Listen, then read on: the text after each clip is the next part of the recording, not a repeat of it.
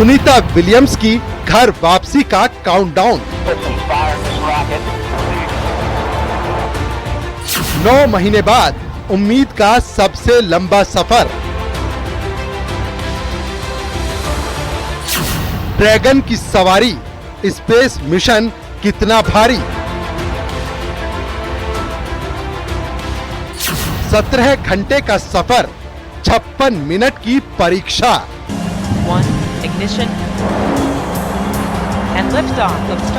अंतरिक्ष में पिछले 9 महीनों से फंसे सुनीता विलियम्स और बुच विल्मोर की धरती पर वापसी का सफर शुरू हो चुका है। भारतीय मूल के एस्ट्रोनॉट सुनीता विलियम्स और बुच विल्मोर 10 दिनों के लिए इंटरनेशनल स्पेस स्टेशन पर रुकने के लिए गए थे, लेकिन तकनीकी खराबी के कारण उन्हें 9 महीनों तक वहां रुकना पड़ा।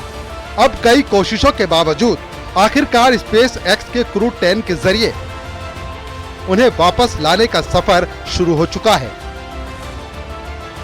उम्मीद है कि वो कल दोपहर 3 बजे तक धरती पर स्प्लैश डाउन यानी समुद्र में लैंडिंग के जरिए वापस लौट आएंगे। आखिर कितना मुश्किल है ये सफर, कितनी पेचीदगियों से क्रू 10 को गुजरना होगा और क्या है संभावनाएं, सब कुछ आपको बताएंगे।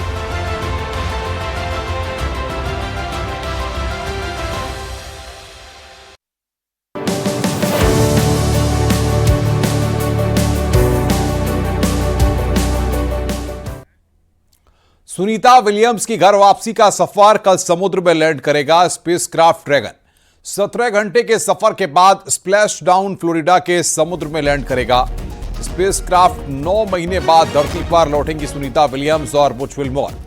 तो ये बड़ी खबर यहां पर हम आपको बता रहे हैं, कल समुद्र में लैंड करेगा स्पेसक्राफ्ट। ये बड़ी खबर, 17 घंटे के सफर के बाद स्प्लैश डाउन फ्लोरिडा में समुद्र में लैंडिंग होगी। 9 महीने बाद धरती पर लौटेंगे एस्ट्रोनॉट्स। उधर पीएम मोदी ने भी सुनीता विलियम्स को पत्र लिखा है।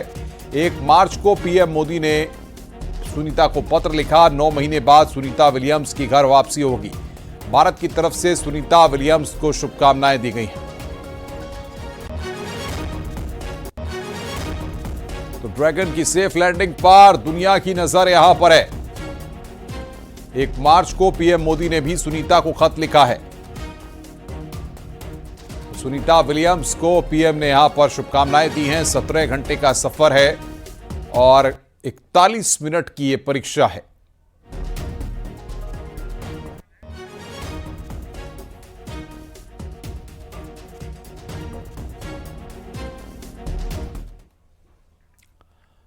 तो आइए कुछ जानकारियां हम आपको दे दें इस पूरे मसले पर, किस तरीके से यह पूरा मिशन यहां पर कामयाब बनाया जा रहा है।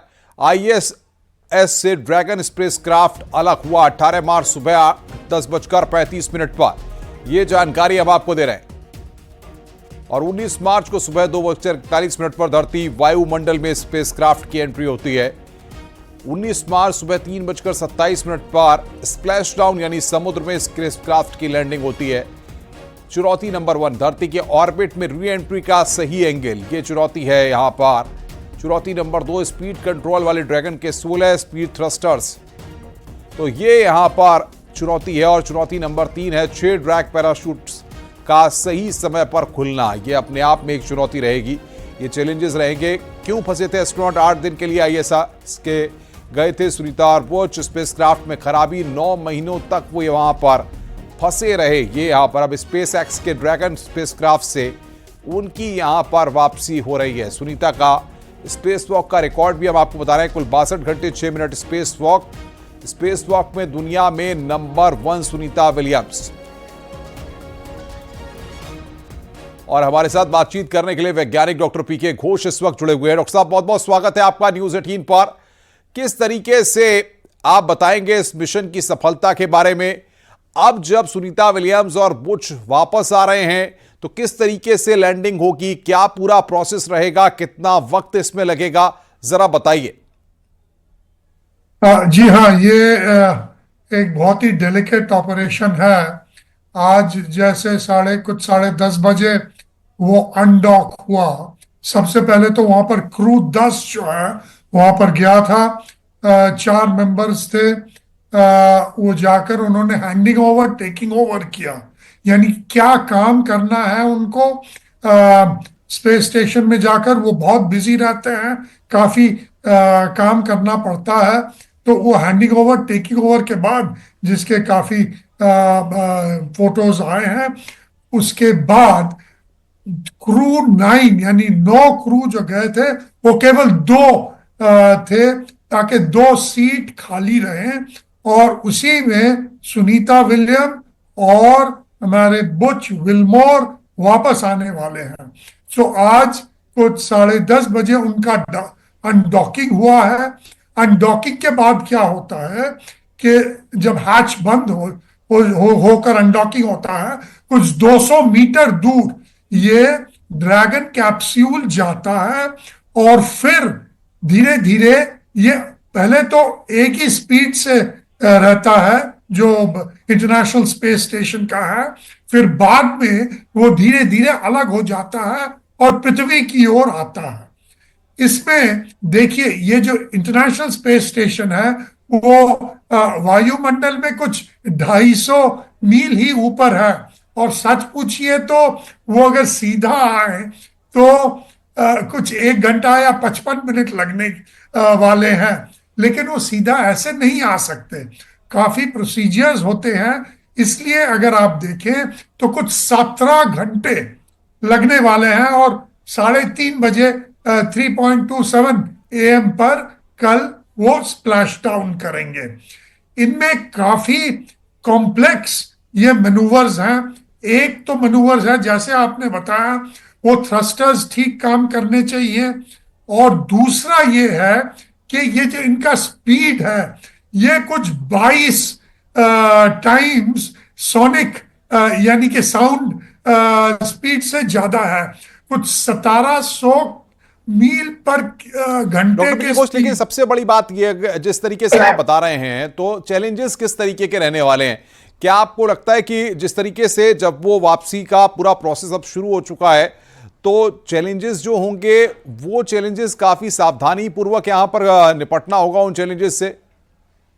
जी हाँ, ये जो स्पीड है, सबसे पहली बात है स्पीड। ये स्पीड जो होगा कुछ 1700 मील प्रति घंटे से आकर जब वो पृथ्वी पे स्प्लैश डाउन करने जाएगा, उसका स्पीड होगा 20। तो सोचिए कितना स्पीड कम करना पड़ेगा। बीच में क्या होता है, फ्रिक्शन होता है जब वो एटमॉस्फेयर में आता है। फ्रिक्शन से इसका जो कवर होता है वो कुछ 3500 फ़ारेनहाइट या 2000 सेंटीग्रेड हो जाता है। तो सोचिए, अंदर जो लोग हैं उनको बचाना पड़ता है ये एक्सट्रीम टेम्परेचर से। और बीच में क्या होता है कि कम्युनिकेशन भी डाउन हो जाता है। इतने टेम्परेचर में कम्युनिकेशन भी नहीं रहता है कुछ टाइम के लिए। फिर इनके जो पैराशूट हैं वो ठीक टाइम पे खुलने चाहिए। अगर वो ठीक टाइम पे पैराशूट ना खुले, अगर थ्रस्टर्स ना काम करें, कुछ भी गड़बड़ी हो जाए तो प्रॉब्लम्स हो सकते हैं। फिर बाद में उनका एक SOP होता है, जिससे जब वेव्स, अभी तो वेदर अच्छा है उन्होंने कहा है, वो जब स्प्लैश डाउन करते हैं, आसपास जितने भी जहाज हैं, ये फ्लोरिडा के आसपास ही समुद्र में ये स्प्लैश डाउन करेंगे। जितने भी आसपास समुद्र के समुद्री पोर्ट हैं जिनको मतलब रखा गया वहां पर, वो आकर उनको फिर धीरे से निकालेंगे। वहां पर मेडिकल टीम होगा और फिर उनका जांच करके ही एक केयर सेंटर में लेके जाएंगे। बिल्कुल, मैं आऊंगा आपके पास, आप बने रहिए डॉक्टर पीके घोष। सुनीता विलियम्स और बुच विल्मोर के साथ 2 और एस्ट्रोनॉट क्रू 9 के साथ धरती पर लौट रहे हैं। करीब 9 महीनों बाद धरती पर वापसी का मिशन पूरा होने जा रहा है। कल फ्लोरिडा के बीच पर स्पेसक्राफ्ट ड्रैगन की लैंडिंग तय की गई है। आखिर कैसे फंसे थे ये एस्ट्रोनॉट, पहले आपको यह बताते हैं। 8 दिन के लिए ISS गए थे सुनीता और बुच। स्पेसक्राफ्ट में खराबी से 9 महीनों तक फंसे। अब स्पेसक्राफ्ट के ड्रैगन स्पेसक्राफ्ट से वापसी क्रू 10 एस्ट्रोनॉट्स को वापस लेकर आ रहा है।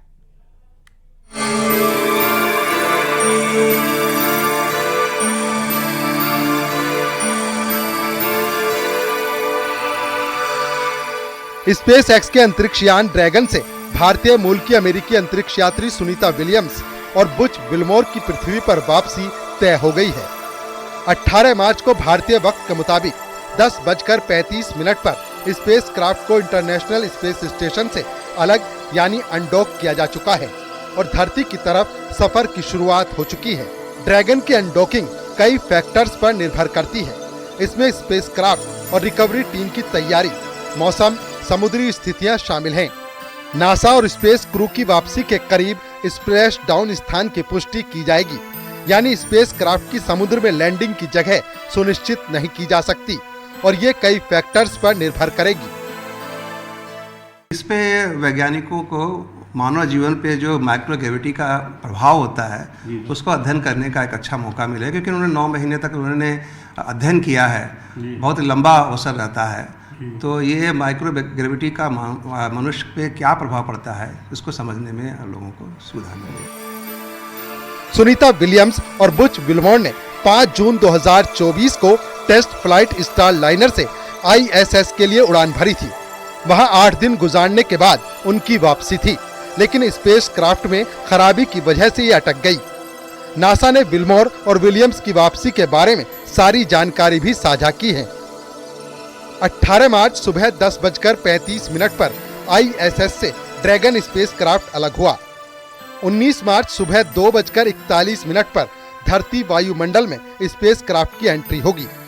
19 मार्च सुबह 3:27 पर स्प्लैश डाउन यानी समुद्र में स्पेस क्राफ्ट की लैंडिंग होगी। वापिस आने का समाचार से आनंद तो होता है, पर मन के अंदर एक अलग प्रकार का भाव भी उत्पन्न होता है और वो भाव ऐसा है कि हमको थोड़ा परेशान कर दे। जब तक वो धरती पर नहीं वापिस आएगी वहां तक हमको चैन दे। उनको जो आने का आनंद है वो सच बात है, पर जब वो धरती पर आ जाए और हेल्दी रहे, बस यही हमें विश हमारी दौलमा को और सभी भगवान को हम प्रार्थना करते हैं। भारतीय समय के अनुसार 19 मार्च 2025 को पूरी टीम की वापसी होगी, तो तब तक सुनीता विलियम्स अंतरिक्ष में कुल 286 दिन बिता चुकी होंगी। इसके साथ ही वो एक यात्रा में तीसरी सबसे ज्यादा दिन तक ISS पर रहने वाली महिला वैज्ञानिक बन जाएंगी। अंतरिक्ष में फंसे एस्ट्रोनॉट सुनीता विलियम्स और बुच विल्मोर 9 महीने 13 दिन बाद पृथ्वी पर वापस लौट रहे हैं। उनके साथ इंटरनेशनल स्पेस स्टेशन में मौजूद क्रू 9 के 2 और एस्ट्रोनॉट निक हेग और एलेक्सांद्र गोरबुनोव भी स्पेस स्टेशन से धरती के लिए रवाना हुए हैं।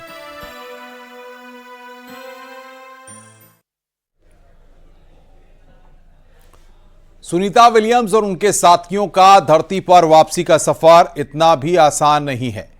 हालांकि फुल प्रूफ प्लानिंग और अच्छे ट्रैक रिकॉर्ड से सब कुछ ठीक रहने की उम्मीद की जा रही है। डॉक्टर पीके घोष हमारे साथ लगातार बने हुए हैं बातचीत करने के लिए। घोष साहब, सबसे बड़ी बात यह कि जब सुनीता विलियम्स और कुछ धरती पर आ जाएंगे तो उसके बाद क्या होगा, किस तरीके से मेडिकल चेकअप्स होंगे, क्या प्रिकॉशन होंगे, बॉडी में किस तरीके के चेंजेस उनके होंगे, और क्योंकि जाहिर तौर पर 9 महीने का वक्त एक बड़ा वक्त होता है जिस समय आप स्पेस में रहे हो। जी हाँ, देखिए, ये एक माइक्रो के वहां पर ग्रेविटेशनल पुल होता नहीं है, इसलिए पूरे शरीर पे बहुत हर ऑर्गन पे इफेक्ट करता है। मैं छोटी छोटी बात से पहले बताऊं कि उनको बेबी फुट होता है। बेबी फुट यानी कि जो बच्चों के पाँव के नीचे कोमल सा वो स्किन होता है वो बन जाता है, क्योंकि वो चलते नहीं है। अच्छा, फिर उनके बड़े बड़ी बात यह है कि उनके ऊपर बहुत रेडिएशन होता है,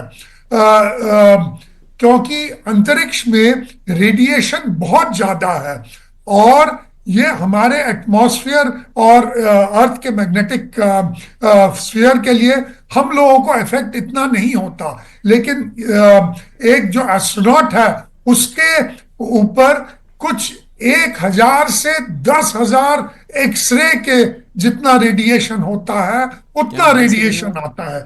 इसमें डीएनए जो है वो भी मॉडिफाई हो जाता है। फिर आइए बोन्स पर। बोन्स के ऊपर ज्यादा प्रेशर नहीं पड़ता है, तो इसके जो मिनरल्स हैं वो लीच आउट हो जाते हैं, यानी कि बोन्स बहुत ब्रिटल हो जाते हैं। फिर हार्ट पर इफेक्ट पड़ता है, क्योंकि सर्कुलेटरी सिस्टम पे इफेक्ट पड़ता है, आंखों पर इफेक्ट पड़ता है, किडनी पे इफेक्ट पड़ता है, स्टोन्स हो जाते हैं और आदमी और ज्यादा लंबा हो जाता है। ये सब ज्यादातर क्या है, जब वो वापस आते हैं तब 90 से 95% तक सब चीज वापस पृथ्वी पे आने के बाद ठीक हो जाते हैं। लेकिन ये एक इंडिविजुअल का मामला है, तो वो जब वापस आएंगे उन्हें बहुत अच्छी तरह से मेडिकली उनको देखा जाएगा, केयर सेंटर में लेके जाकर उनको रखा जाएगा। फिर देखा जाएगा कि वो कितना मतलब इम्प्रूवमेंट कर रहे हैं हर दिन, और फिर बाद में छोड़ा जाएगा। तो ये जैसे मैंने कहा कि बॉडी के हर ऑर्गन पर कुछ ना कुछ इफेक्ट लेकिन डॉक्टर पी के घोष, कम्युनिकेशन की अगर बात हो या बात करने की बात हो तो क्या माना जाए, आने के बाद क्या कम्युनिकेशन एक हो पाएगा या कुछ दिन का इंतजार करना पड़ेगा?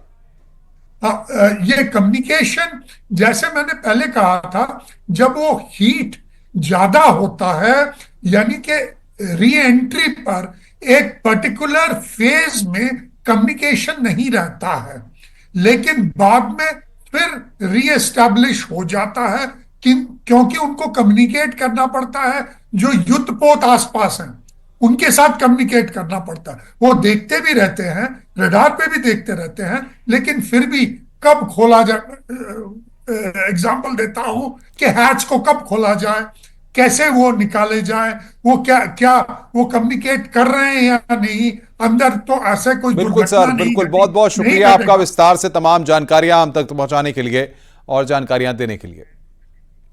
सुनीता विलियम्स और उनके साथियों का धरती पर वापसी का सफर इतना भी आसान नहीं है। हालांकि फुल प्रूफ प्लानिंग और अच्छे ट्रैक रिकॉर्ड से सब कुछ ठीक रहने की उम्मीद की जा रही है, लेकिन कुछ चुनौतियां भी हैं जो उनके सामने आ सकती हैं। ऐसे में पूरी दुनिया से बस यही दुआ की जा रही है कि मिशन का हर फेज सही तरीके से पूरा हो। आखिर क्या है वो चुनौती, वो भी हम आपको बताते हैं। चुनौती क्या है वो हम आपको बताते हैं। चुनौती नंबर 1 है धरती के ऑर्बिट में री एंट्री का सही एंगल। ये यहां पर बड़ी खबर हम आपको बता रहे हैं, धरती के ऑर्बिट पे री एंट्री का सही एंगल।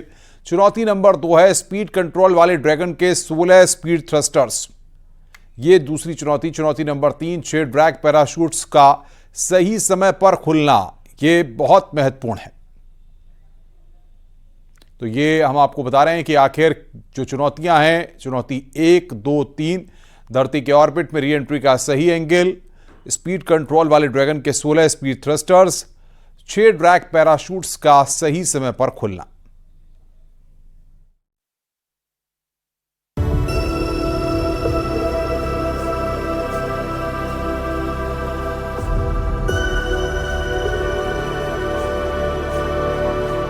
सुनीता विलियम्स और बुच विल्मोर की धरती पर वापसी के इस मिशन पर पूरी दुनिया की नजर है।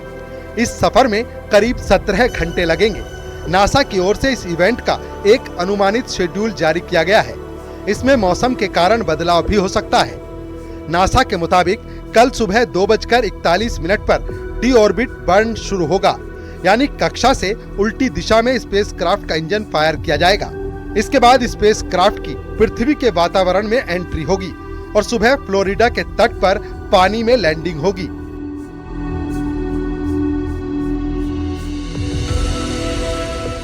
हालांकि नासा और स्पेस एक्स ने मिलकर इस मिशन को फुल प्रूफ बनाने की पूरी कोशिश की है, लेकिन अभी भी कई ऐसी चुनौतियां हैं जो चिंता पैदा कर रही हैं। आखिर क्या है वो चुनौती जो क्रू 9 की घर वापसी के इस मिशन में सामने आ सकती है? चुनौती नंबर 1, धरती के ऑर्बिट में री एंट्री का एंगल सबसे अहम। चुनौती नंबर 2, स्पीड कंट्रोल करने वाले ड्रैगन के 16 स्पीड थ्रस्टर्स। चुनौती नंबर 3, स्पेसक्राफ्ट ड्रैगन के 6 ड्रैग पैराशूट्स का सही समय पर खुलना, सुनीता विलियम्स और बुच विल्मोर की अंतरिक्ष से वापसी हो रही है। 8 दिनों के लिए स्पेस गई सुनीता पिछले 9 महीने से वहां फंसी थी। ऐसे में हर कोई बस दुआएं कर रहा है। वापिस आने का समाचार से आनंद तो होता है, पर मन के अंदर एक अलग प्रकार का भाव भी उत्पन्न होता है। और वो भाव ऐसा है कि हमको थोड़ा परेशान कर दे। जब तक वो धरती पर नहीं वापिस आएगी, वहां तक हमको चैन दे। अब उम्मीद है कि हर चुनौती का सामना करते हुए क्रू 9 की टीम अपने मिशन को पूरा करेगी। पूरी दुनिया इस मिशन को देख रही है और इंतजार है बस उस घड़ी का जब स्पेसक्राफ्ट ड्रैगन का दरवाजा खुलेगा और टीम बाहर आएगी।